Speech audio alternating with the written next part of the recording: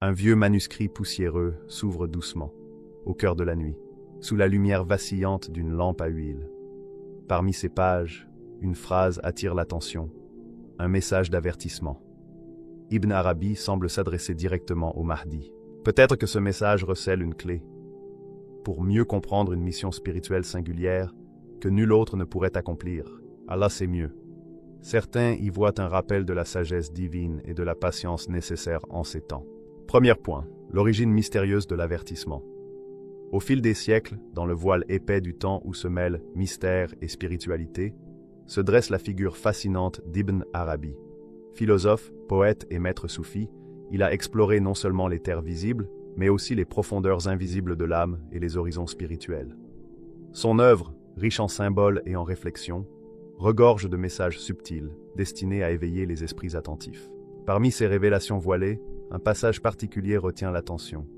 La mention d'un homme à venir, porteur d'un secret divin, chargé d'un message essentiel. Ibn Arabi, connu pour son langage souvent métaphorique et ses allusions profondes, ne semble pas ici s'adresser à une foule indistincte.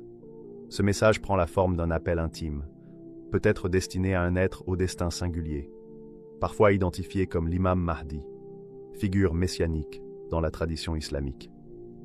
Ce personnage attendu ne serait pas seulement un guide parmi d'autres, mais un dépositaire d'une connaissance sacrée qui pourrait inviter à une profonde réflexion. Pourquoi cet avertissement? Quelle est la nature de ce secret divin? À travers ses méditations, Ibn Arabi entrevoit une épreuve spirituelle importante, un moment d'intense transformation. Ce message ne se présente pas comme une simple consolation, mais comme un appel à la vigilance et à la patience. La responsabilité que porte cet homme à venir dépasse la sphère individuelle. Elle touche au cœur et aux consciences, invitant à un éveil profond. La portée de cette prophétie dépasse la seule dimension religieuse pour toucher l'âme collective de ceux qui cherchent un sens dans un monde en constante évolution. L'idée d'un secret divin réservé à un seul porteur évoque aussi un chemin initiatique, un passage spirituel par lequel ce guide doit traverser l'obscurité pour mener les âmes vers la lumière. Un voyage intérieur autant qu'une mission extérieure, une double dimension qui enrichit l'histoire de cette révélation. Le style d'Ibn Arabi, poétique et énigmatique, invite à une réflexion méditative. Il ne s'agit pas d'une révélation brute, mais d'une énigme à interpréter, une invitation à chercher le sens profond. Chaque mot semble chargé d'une vibration spirituelle, capable d'éveiller une part intime de la conscience. Ainsi, l'origine mystérieuse de cet avertissement confère à cette prophétie une aura particulière, une lumière douce dans l'obscurité, un souffle puissant et fragile, à entendre avec prudence et cœur ouvert. En somme, la mystique d'Ibn Arabi ouvre une porte vers un univers où le divin et l'humain s'entrelacent en une danse subtile. Ce premier point, ancré dans cette origine mystérieuse, pose les fondations d'un récit spirituel captivant, mêlant destin, sagesse et mystère. Une invitation à plonger plus profondément dans cet avertissement pour nourrir la réflexion et éveiller la curiosité. Deuxième point, une mission au-delà de la politique. Lorsque l'on évoque le Mahdi dans l'imaginaire collectif, plusieurs images surgissent. Un chef charismatique, un guide apportant justice et ordre. Pourtant, Ibn Arabi nous invite peut-être à dépasser cette vision courante, souvent trop simplifiée. Selon lui, la mission du Mahdi dépasse largement les sphères politiques ou militaires, pour s'inscrire dans une quête spirituelle profonde, invisible aux regards habituels. Ibn Arabi présente le Mahdi non pas d'abord comme un homme d'État ou un conquérant armé, mais comme un guide qui doit plonger au cœur des réalités cachées, ces dimensions invisibles qui sous-tendent le monde matériel. Là où beaucoup ne perçoivent que forme et apparence, il est appelé à discerner l'essence profonde, à percevoir les liens subtils qui tissent le destin des hommes et des nations. Ce parcours dépasse la simple justice politique que l'on peut imaginer habituellement. Il s'agit avant tout d'éveiller les cœurs, d'ouvrir les consciences endormies. Ibn Arabi insiste sur la nécessité d'une transformation intérieure, indispensable pour qu'un véritable changement puisse avoir lieu. Le Mahdi serait alors celui qui rallume la lumière spirituelle, que l'ignorance et les illusions ont parfois étouffée. Certaines interprétations évoquent aussi une dimension où il doit faire face à des forces invisibles, une sorte de défi spirituel majeur, une lutte contre des influences obscures œuvrant dans le secret. Cette idée ne doit pas être comprise comme une incitation à la peur ou à la division, mais plutôt comme un appel à la vigilance et à la sagesse dans un monde parfois complexe. Ainsi, la mission du Mahdi peut se voir comme un appel à déjouer des pièges invisibles, à anticiper les dangers qui menacent la foi et l'espoir. C'est une responsabilité immense qui demande prudence, patience et discernement. Ce point souligne l'importance d'un changement profond, qui ne peut naître que d'un éveil collectif des consciences. La transformation ne se limite pas aux sphères extérieures, mais se joue dans l'âme de chacun. Le Mahdi est alors présenté comme un éclaireur, un guide chargé de réveiller ceux qui ont oublié leur nature profonde et d'aider à rallier les cœurs vers la lumière. En somme, Ibn Arabi invite à repenser la figure du Mahdi non pas comme un simple héros politique, mais comme un initié chargé d'une mission spirituelle majeure, un guide qui dépasse les apparences pour accompagner l'humanité dans un combat intérieur silencieux, au-delà du temps et de l'espace. Troisième point, un rebondissement inquiétant. Imaginez un héros qui, avant même de se lancer dans sa mission, doit livrer la bataille la plus délicate, celle qui se joue dans le silence de son propre esprit. Ibn Arabi, à travers ses écrits empreints de mysticisme et de sagesse, suggère que le Mahdi, ce guide tant attendu, pourrait d'abord se confronter non pas à des ennemis extérieurs, mais à des épreuves intérieures profondes, nichées dans l'ombre de son cœur. Ce sont le doute, la solitude et la tentation, ces défis invisibles capables de mettre à l'épreuve même les âmes les plus fortes. Le doute, ce nuage sournois, peut obscurcir l'esprit du Mahdi comme un brouillard dense, rendant plus difficile la clarté de sa mission. Comment rester ferme quand chaque pas semble semé d'incertitudes?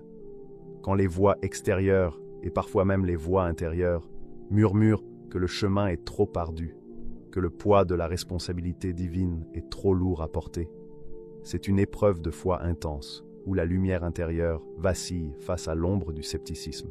À cela s'ajoute la solitude, compagne souvent présente de ceux qui portent un destin singulier. Être choisi signifie parfois marcher seul sur un chemin où peu peuvent comprendre ou partager ce fardeau. La distance avec les autres, l'incompréhension, le silence peuvent alors devenir des épreuves silencieuses, des chaînes invisibles qui risquent de peser lourdement sur l'âme. Ibn Arabi présente cette solitude comme une étape nécessaire, un désert intérieur à traverser avant d'atteindre la plénitude. Peut-être la tentation est-elle la plus difficile à affronter. Cette force obscure qui cherche à détourner, à affaiblir, à faire dévier du chemin droit. Face aux responsabilités immenses et aux pressions nombreuses, le Mahdi pourrait être confronté à des choix difficiles, où la tentation de compromis serait un risque. Ce combat n'est pas seulement extérieur, mais surtout intérieur, un appel à rester fidèle à la lumière divine qui l'habite. Ibn Arabi laisse entendre que ce combat intérieur est une frontière cruciale entre l'échec et la réussite. Car si cette épreuve n'est pas surmontée, la mission pourrait ne pas se réaliser pleinement. Ce ne serait pas seulement une défaite personnelle, mais un moment important dans l'évolution spirituelle collective. La prophétie resterait alors partielle, le secret divin caché et l'espoir suspendu. Cette dimension intérieure ajoute une profondeur bouleversante à la mission du Mahdi. Plus qu'un simple sauveur, il apparaît comme un être humain, fragile et confronté à des luttes intérieures puissantes.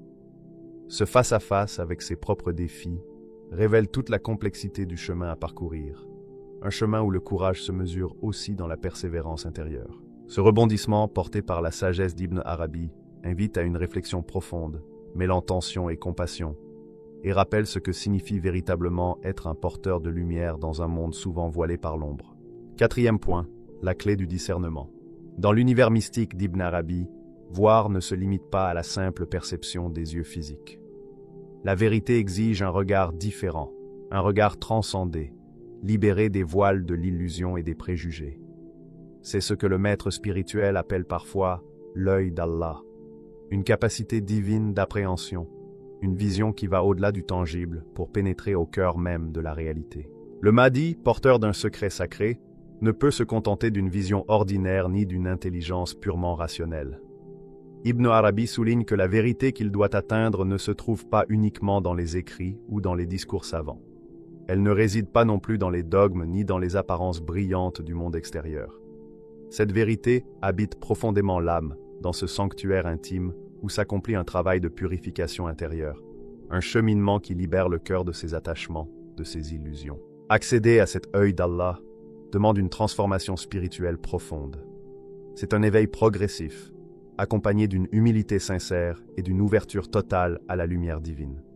Ibn Arabi décrit ce parcours comme un lent dépouillement, une quête où le Mahdi doit apprendre à distinguer ce qui est véritablement lumineux de ce qui ne fait que paraître. Sans cette clé précieuse, il pourrait se perdre dans un labyrinthe d'ombres trompeuses. L'enjeu est essentiel. Confondre l'ami et l'ennemi, la lumière et l'ombre, peut conduire à des erreurs aux conséquences importantes. Une mauvaise interprétation du réel pourrait compromettre la mission sacrée et l'équilibre que le Mahdi est chargé de préserver. C'est pourquoi Ibn Arabi insiste sur le fait que la connaissance spirituelle, celle qui ouvre les yeux du cœur, doit précéder toute action. C'est elle qui permet d'avancer avec sagesse, de naviguer avec prudence dans ce monde complexe où le vrai et le faux se mêlent souvent avec subtilité. Cette idée d'une connaissance au-delà des mots invite à réfléchir sur la nature même de la vérité. Peut-être qu'il est difficile de la saisir pleinement sans purifier notre regard, sans remettre en question nos certitudes. La clé du discernement évoquée par Ibn Arabi dépasse la simple sagesse humaine. Elle touche à l'essence même de la révélation spirituelle. Ainsi, le Mahdi ne serait pas seulement un guide extérieur, mais un maître du cœur, capable de discerner au-delà des apparences, un éclaireur éclairé par la lumière divine qui habite son âme. Cette perspective confère au récit une dimension profonde et quasi sacrée, soulignant l'importance capitale de la quête intérieure dans un monde souvent dominé par la confusion et les illusions.